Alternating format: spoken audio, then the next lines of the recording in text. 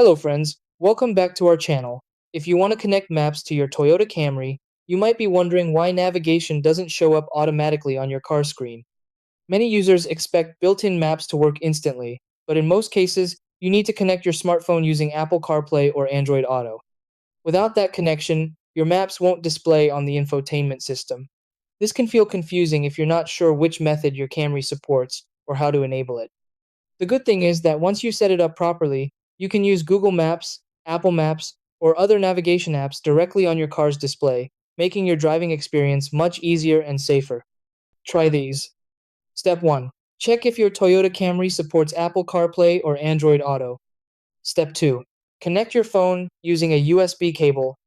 Step 3. Turn on your car and open the infotainment system.